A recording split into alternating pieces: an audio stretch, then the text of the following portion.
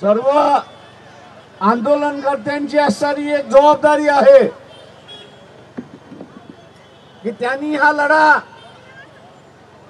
जो आपण आज सुरुवात केलाय तो आपल्या वस्तीमध्ये जाईल, घरामध्ये जाईल। एक जागरूकता आपण असं निर्माण करणार आहोत आणि ती जागरूकता म्हणजे यापुढे कोणालाही मग ती चळवळ असेल किंवा डॉक्टर बाबासाहेब आंबेडकर असतील यांच्याबद्दल आदरानेच वक्तव्य करावं लागेल, अन्यथा त्यांना त्यांची जागा दाखवल्या जाईल अशी असणारी परिस्थिती आहे। मित्रो, अमित शहाच्या वाचवायला पंतप्रधान नरेंद्र मोदी धावून आले। या मुंबईमध्ये एक जोडी होती, आपल्याला माहित असेल, रंगाबिल्ला।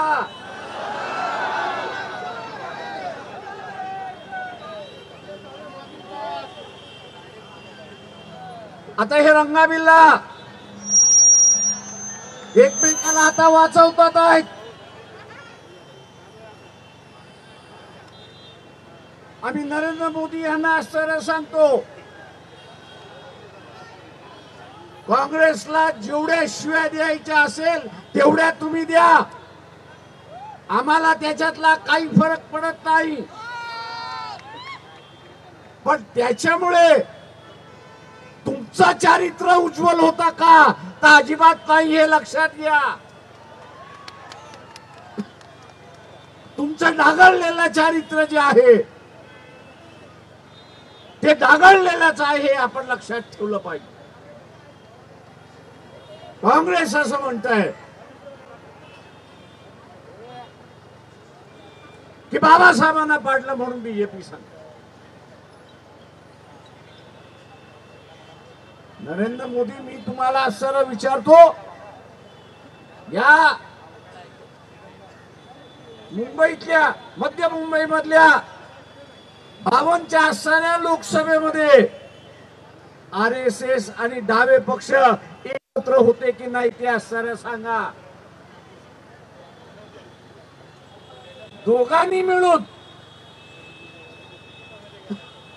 या मध्य मुंबईच्या असणाऱ्या जागेवरती बाबासाहेबांना हरवलं अशी असणारी परिस्थिती आहे। फक्त काँग्रेस नव्हतं, RSS पण होतं त्याच्यामध्ये। आणि का हरवलं? तर बाबासाहेबांनी सांगितलं की काश्मीरमध्ये जे सैन्य घुसलं होतं ते पूर्ण तुम्ही ताब्यामध्ये घेतलेलं नाही, आणि पूर्ण ताब्यामध्ये न घेतल्यामुळे येणारे किती पिढ्या यांचं रक्त सांडेल याची आपल्याला कल्पना त्या ठिकाणी करता येणार नाही। आणि म्हणून त्यांनी आग्रह धरला होता की हा काश्मीरचा जो असणारा प्रश्न जो आहे तो तुम्ही ताबडतोब असणारा मिटवला पाहिजे। नाही तर त्यांचा शब्द होता की इंडिया विल ब्लीड। आणि आज आपण असणारा बघतोय त्या काश्मीरच्या प्रश्नावरनं भारताला असंतोष त्या भागामध्ये आणि उरलेल्या भागामध्ये वाढतोय अशी असणारी परिस्थिती आहे। नरेंद्र मोदी, हा इतिहास आपण विसरलात हे असताना लक्षात घ्या। तेव्हा आपल्या पहिल्यांदा असताना चारित्र्याकडे त्या ठिकाणी पाहिलं पाहिजे। आपलं चारित्र्य स्वच्छ असेल तर तुम्ही दुसऱ्यांवरती टीका करू शकता, नाही तर चिखलफेक ही तुमच्यावरती होणार सुद्धा अशी असणारी परिस्थिती आहे। आणि म्हणून मित्रो नरेंद्र मोदींना मी असं सांगू इच्छितो की काँग्रेसने विरोध केला का बाबासाहेबांना? तर केला। पण तुम्ही केला की नाही हे सांगा ना. ज्यावेळेस महिलांना समान अधिकार देण्याची चर्चा संविधानामध्ये झाली, महिलांना समान अधिकार देण्याची चर्चा ज्यावेळेस संविधानामध्ये झाली, त्यावेळेस मोदी ज्या RSSचे तुम्ही असणारा स्वयंसेवक आहात, त्या महिला स्वयंसेवकांचा असणारा मोर्चा जयराज हाऊस बाबासाहेब ज्या ठिकाणी राहत होते त्या ठिकाणी तुम्ही काढला की नाही असणारा सांगा. एक दिवस नाही 5 दिवस गराडा खालून त्या ठिकाणी होते. मित्रो, इतिहास हा आम्हाला उघडायचा नाहीये, इतिहास हा आम्हाला उघडायचा नाहीये, परंतु तो वाईट आणि मी स्वच्छ, तो काळा आणि मी पांढरा असं जे भासवायचं चाललेलं आहे, त्याच्यामुळे तुमचं काळेपण सुद्धा आम्हाला लोकांसमोर आणल्याशिवाय राहत नाही अशी असणारी परिस्थिती आहे. मोदी तुम्ही असणारा एवढं, मोदी तुम्ही असणारा एवढं संविधान प्रेमी असेल तर जस्टिस लोया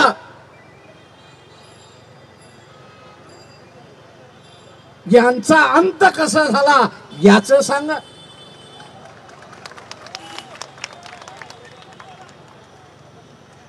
याचा अंत झाला कसा सांगा. कोणी केला, कशामुळे झाला. आणि म्हणून मित्रो, हे दुर्दैव आहे. शिकलेल्या आणि उच्चभ्रू असणाऱ्या RSS ला स्वतःचा गृहमंत्री तडीपार आहे, तो चालतो. तडीपार आहे तो चालतो. जेलमध्ये 2.5 वर्ष राहिला तो चालतो. कुठलं राज्य तुम्ही करताय, कुठल्या परिस्थितीमध्ये तुम्ही असणारं राज्य करताय. आणि तुम्ही असणारा इतरांना नेकीच्या गप्पा गोष्टी त्या ठिकाणी मारायला लागलेला आहात. आज हे जे द्वेषाचं राजकारण, जे द्वेषाचं राजकारण आपण असणारं पेरत आहात, त्याची फळं आपल्याला बघायला मिळाली. मणिपूरमध्ये आपल्याला दिसतंय, संबलमध्ये आपल्याला दिसतंय, इतर राज्यांमध्ये आपल्याला असणारं त्या ठिकाणी दिसतंय. यांचं राज्य म्हणजे भांडणं लावण्याचं, म्हणजे यांचं असणारं राज्य आहे. नरेंद्र मोदी, तुम्हाला असणारा चांगला भिडू मिळाला नाही विरोधी पक्षामध्ये.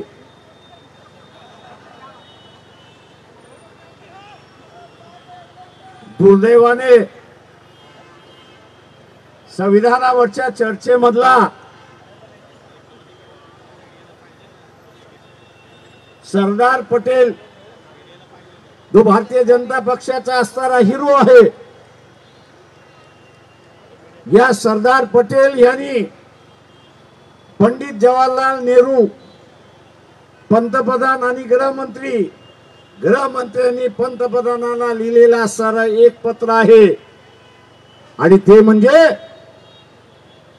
पंतप्रधानांना सावध करण्याचं पत्र आहे की तुम्ही जी असणारा RSS ची जवळकी बांध लावताय तिला थोडासा लगाम घाला.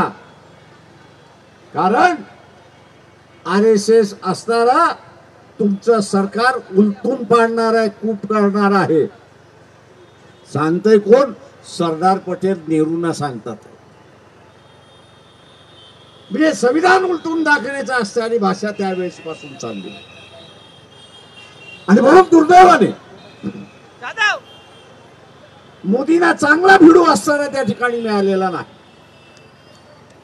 कदाचित चांगला भिडू मिळाला असता तर राफेल बाहेर निघाला असतं.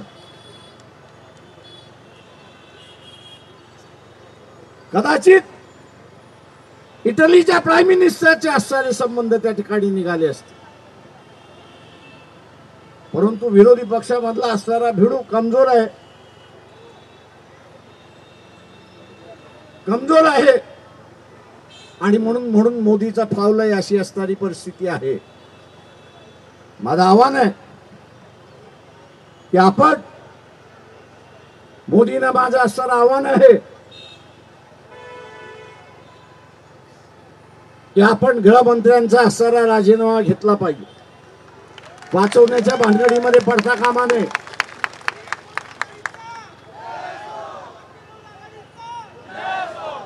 आपलं आंदोलन हे चालू राहील,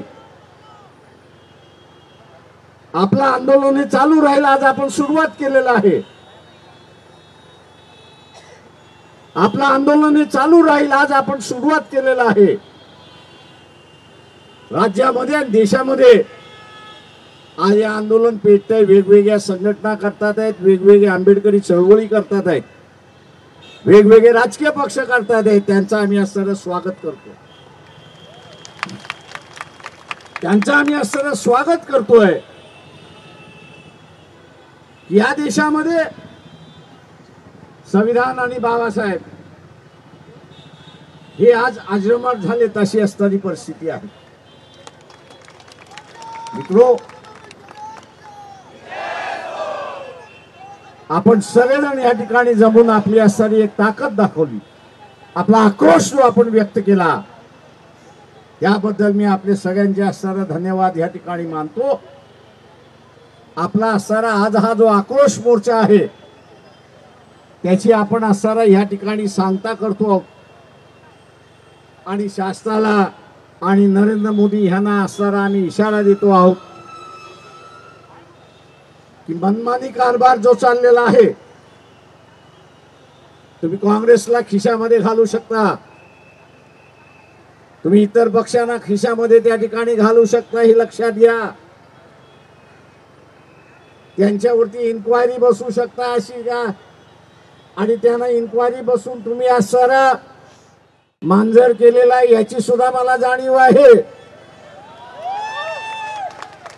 9 वेळा मोदी तुम्ही माझी चौकशी केलेली आहे, तुम्ही 9 वेळा केलेली आहे. एक ऑफिसर आला आणि म्हटला बघा माझं प्रमोशन आहे, काहीतरी सांगणार. मी त्यांना म्हटलं हे माझ्या आजोबांचं घर आहे, ही माझी प्रॉपर्टी आहे, आणि म्हटलं ही जी समोरची बसलेली जनता आहे ती मला खाय प्यायला घालते, ही अंडे पाठवून.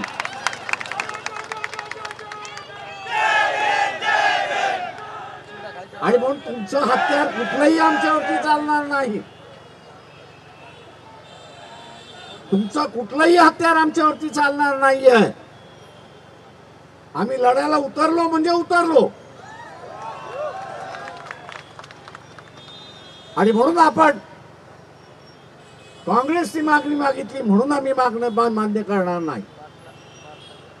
ज्या ज्या भूमिकेमध्ये भारतीय जनता पक्ष आलेला आहे, तुम्ही देशाचं असणारं हित त्या ठिकाणी पाहिलं पाहिजे, पक्षाचं असणारं हित आपण त्या ठिकाणी पाहता कामा नये. आणि म्हणून माझं आव्हान आहे आपल्या सगळ्यांना की ज्या ज्या वेळेस पक्षाच्या वतीने या लढ्याचा कॉल येईल तेव्हा आपण लाखोच्या संख्येने या रस्त्यावरती आपण उतरलं पाहिजे, हे लक्षात घ्या. आपली ताकद, आपली ताकद, आपली ताकद, आपली ताकद, आपली ताकद, आपली ताकद किंवा ती रस्त्यावरती आपण दाखवली पाहिजे, लाखोच्या संख्येने आपण दाखवली पाहिजे. तरच आपण आपले अधिकार या ठिकाणी शाबूत ठेवू शकतो. अन्यथा हे कधी हिसकावून घेतील याचा तुम्हाला पत्ताही लागणार नाही, अशी परिस्थिती आहे. आणि म्हणून हा आक्रोश मोर्चा आज या ठिकाणीच थांबतो. आपण सगळ्यांनी शांततेने असताना घरी जायचं आहे. 2-4 दिवसाची आपण असणारा वाट या ठिकाणी पाहणार आहोत की नरेंद्र मोदी काय भूमिका घेतात आहेत. त्यांनी योग्य भूमिका घेतली नाही तर आम्ही रस्त्यावरती आहोत हे लक्षात घ्या.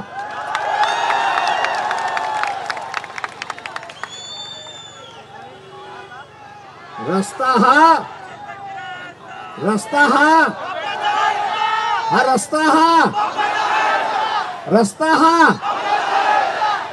हा तो आम्ही कधीही कॅप्चर करू एवढं सांगून देतो. आणि आज या ठिकाणी हा आक्रोश मोर्चा आपण विसर्जित करत आहोत. जय भीम, जय भारत, जय संविधान.